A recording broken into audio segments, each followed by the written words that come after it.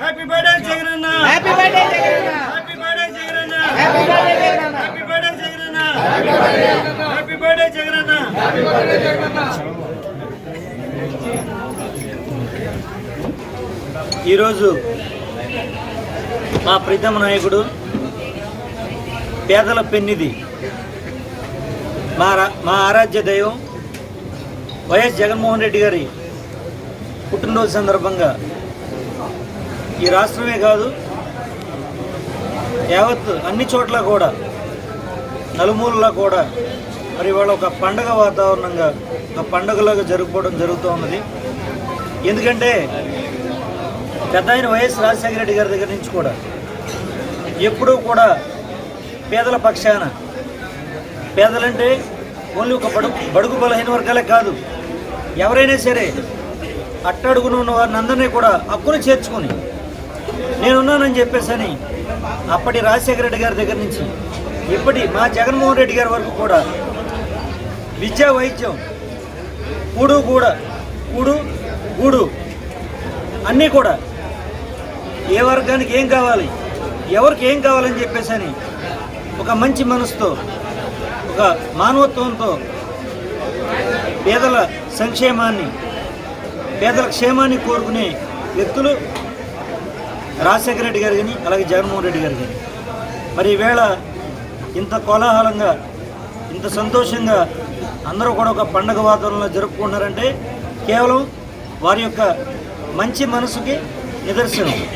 ఎప్పుడూ కూడా అందరూ బాగుండాలి, అందులో నేను ఉండాలని చెప్పేసి ఒక సూక్తులు పెద్దలు చెప్పింది. అలాగే జగన్ గారు ఎప్పుడు కూడా ప్రజల పక్షాన, ఎప్పుడు జనాలు బాగుండాలని కోరుకునే వ్యక్తి. ఇప్పుడు అధికారం శాశ్వతం కాదు, ఎప్పుడు ప్రజల హృదయాల్లో గూడు కట్టుకోవడం, ప్రజల మనసుల్లో స్థానాన్ని సంపాదించుకోవడమే ఎప్పుడు నాయకుడి యొక్క లక్షణం. అది మొదటి వరుసలో ఉండే వ్యక్తి మా జగన్మోహన్ రెడ్డి గారు.